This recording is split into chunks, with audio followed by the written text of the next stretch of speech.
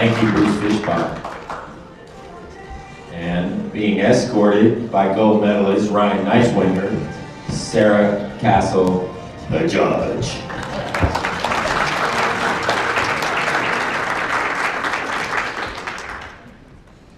Thank you. I want to start by just saying thank you for everyone who's here, for everyone who's watching online. A little speechless, to be quite honest. It doesn't happen to me very often.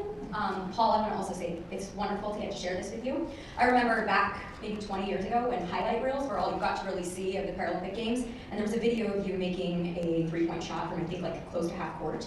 And I remember watching that thinking you were a unicorn. So to get to share this with you tonight and share this class with you is truly special. So thank you and congratulations to you. It also sounds glamorous when everyone lists out your accomplishments in just a list. But the real reality is I did not have your grade of basketball gene. I think I was telling Stephanie Wheeler earlier that when I started playing basketball at the University of Illinois, Mike Frogley, who was my coach, said, "I cringe when you shoot. Don't do that." That's where my basketball career started. So maybe I was meant for the water, I don't know, but going to the University of Illinois changed my life, and it was one of the most wonderful experiences. I got to play with so many incredibly talented women, and for those young women who are playing in all of these various divisions, in the college division, that didn't exist back then. We were fighting to fight in the men's division. Mike Frogley was trying to move us into being able to play against men, and we were met with constant resistance. I think it was put in articles about how wrong it was that women wanted to play against men. That was then. And now we're now. And we are on teams throughout the organization. There's a collegiate women's group. There is so much progress. And I remember being with that group of women, and all of them were amazing. I think there were like 10 of you on the US team at that point. Yeah, it was pretty insane. And so when you can't shoot and Frog's begging you not to do anything, you just sit there and your job becomes fun check, which I know you guys remember. That was literally my job, like fun check, we're all having fun, right? Because at 3,000 sprints later, you were probably like, no. But that was where he started, was sprints on the court. And it taught me a lot of hard work. And I came from an individual sport where I knew how to work hard, but I moved into a team sport where I knew how to work hard for a team and with a team. And that has carried me through so much of my life. And the lessons at Illinois really taught me what I wanted to do in my life.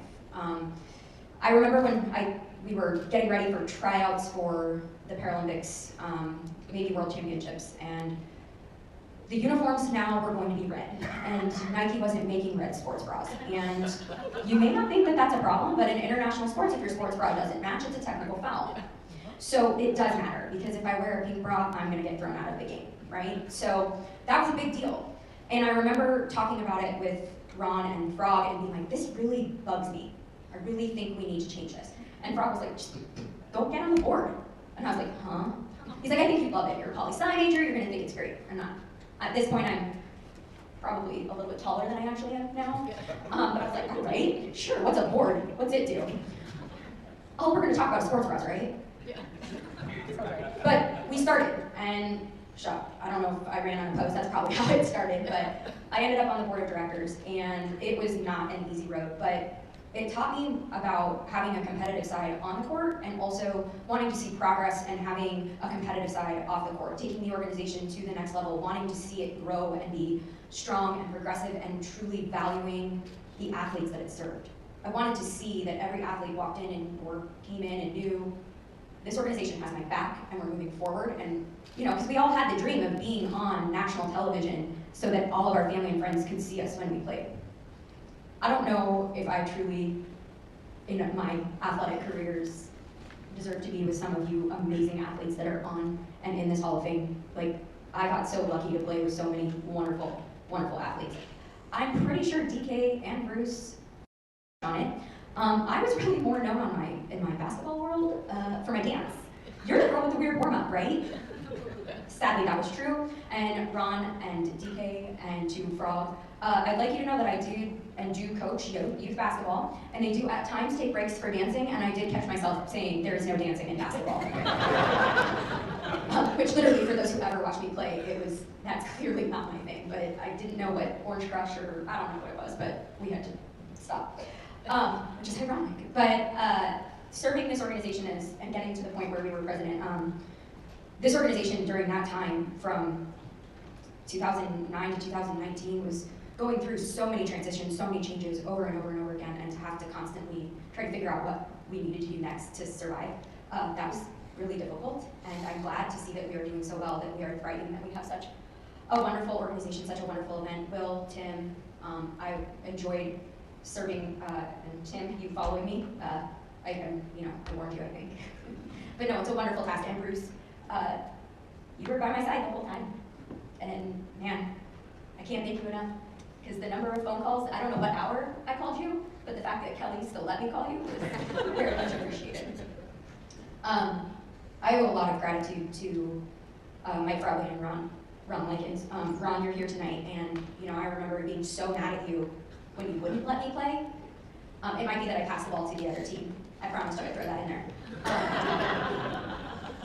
But you taught me that be patient and know when you're needed and step up. And you've always been there, and you've always stood by my side. You taught me what I needed to do, and I appreciate that. And I'm so glad that you're close in Missouri, and I get to spend so much time with you and Sandy all the time. I just very much appreciate you. DK, you taught me to expand my game. You just made me better, and you had me at a time when it was the hardest for me playing basketball. Listening to contracts exams while you're trying to warm up, that was brutal. And so thank you for bearing with me, because it changed my life in many ways, and I appreciate you for that. I'm very lucky to have my family collective here, and for my family that's watching from afar. I love you guys, and thank you. And then I get to say the one thing I wanted to close with is, I may not play anymore, and please don't ask me to play, because I won't hit the rim, I probably can't dribble, but I do get to say, in court, I'm not going to need you to use your in-court voice, please use your on-court voice.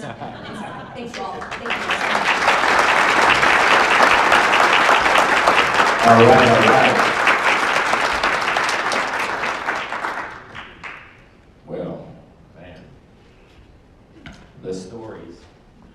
No, I don't mean it like that. The path. And Sarah Castle, we are here to announce your induction for eternity, and for being such a strong representative of the great NWBA, but for particularly for the women in our sport. We thank you. Sarah Castle.